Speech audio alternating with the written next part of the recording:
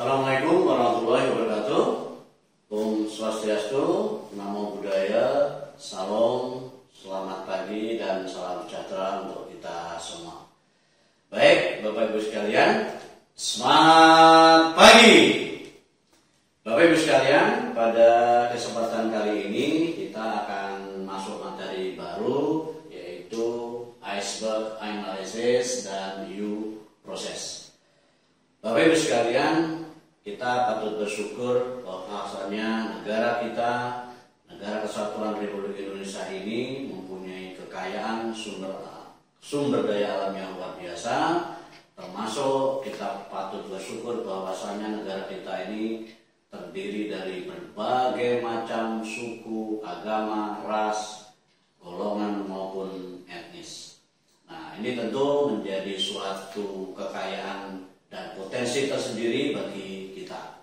Sekaligus ini menjadi tantangan bagi kita.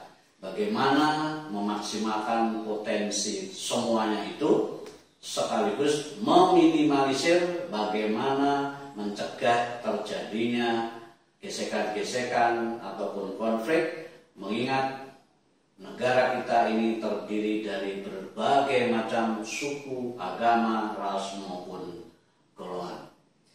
Bapak Ibu sekalian, mungkin menjadi keprihatinan bagi kita semua ya, di negara kita pernah ya terjadi beberapa konflik sosial yang mau tidak mau harus kita akui, sekaligus ini menjadi pembelajaran bagi kita ya. Mudah-mudahan hal tersebut tidak terulang kembali. Nah, Bapak Ibu sekalian, pada kesempatan sesi ini kita akan membahas tentang iceberg analysis dan due process. Tapi pada kesempatan kali ini kita akan masuk ke iceberg analysis, atau kalau bahasa Indonesia kan analisis gunung es.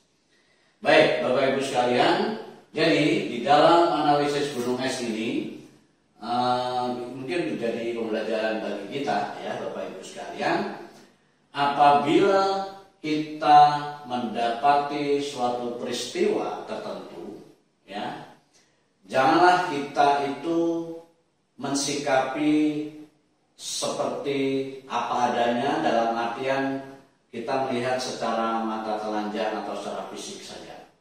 Tapi kita harus bijak melihat suatu peristiwa itu, bagaimana cara kita untuk bisa menyelami lebih dalam, lebih dalam lagi, kira-kira penyebab apa yang melatar belakangi suatu peristiwa tersebut. Sehingga dengan cara begitu Bapak Ibu, kita tidak mudah terprovokasi, sekaligus kita bisa secara arif dan bijaksana mensikapi sebuah kasus atau peristiwa. Syukur-syukur kita nanti bisa mencarikan solusi alternatif pemecahannya. Lebih-lebih kita Bapak Ibu sebagai calon penggerak penguatan moderasi beragama. Baik Bapak Ibu, coba perhatikan dulu sebentar di layar ya. Jadi ini misalkan anggaplah seseorang melihat suatu puncak gunung es yang mana itu akan tampak dilihat secara langsung. Dalam arti, janganlah kita melihat secara langsung apa yang tampak oleh mata kita. Tapi Bapak Ibu, marilah kita coba selami kira-kira apa yang menyebabkan suatu peristiwa atau fakta itu bisa terjadi.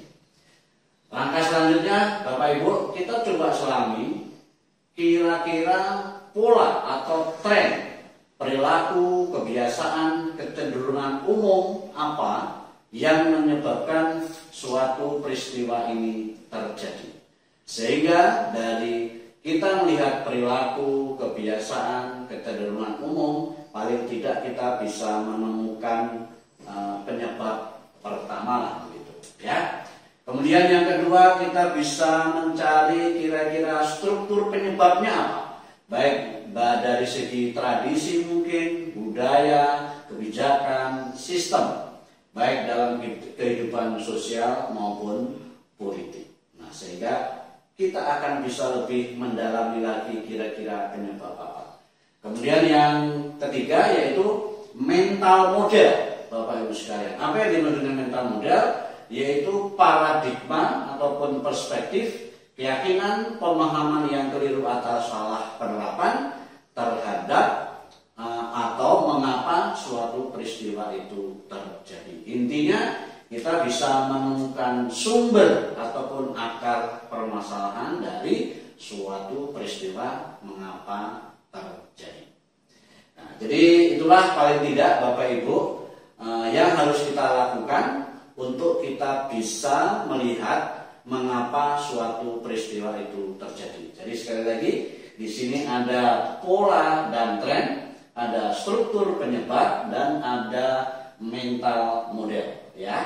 Nah, dari sinilah mudah-mudahan nanti Bapak Ibu bisa menemukan sumber permasalahan yang terjadi.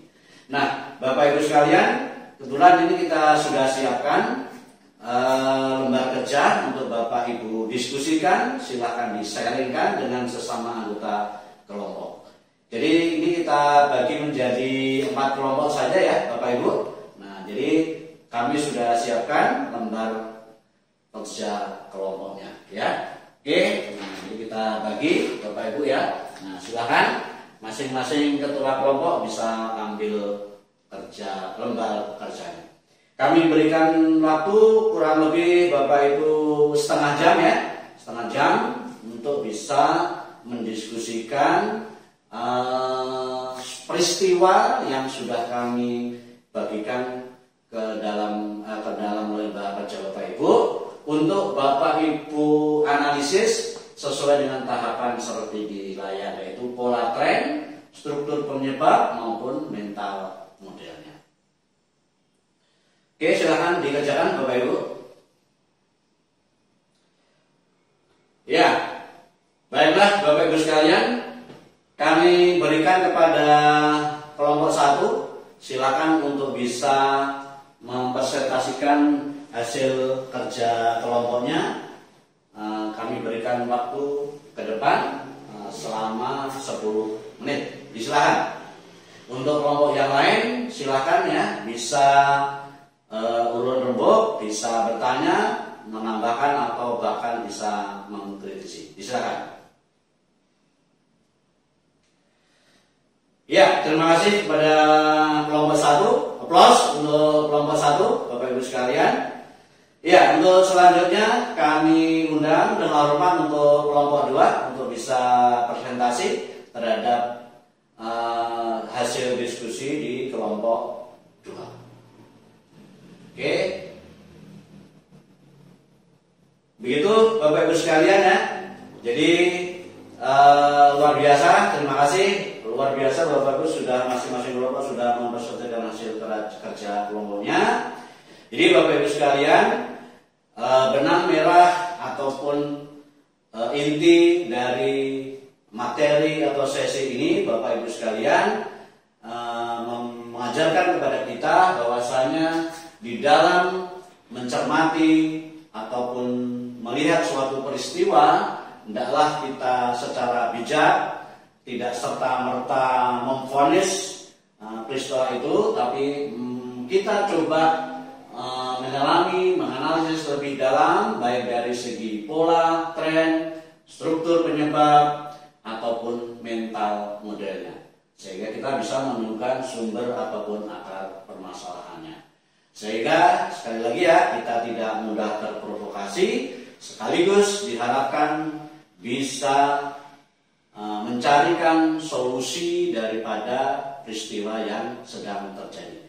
Untuk sesi kali ini itu saja Bapak Ibu. Nanti di sesi yang akan datang, setelah kita menemukan pola tren atau struktur penyebabnya, kita akan mencoba bagaimana cara merethinking, bagaimana cara kita meredesigning, dan sekaligus cara kita mereframing suatu peristiwa yang terjadi. Sekian, itu saja dulu Bapak Ibu. Terima kasih. Assalamualaikum warahmatullahi wabarakatuh.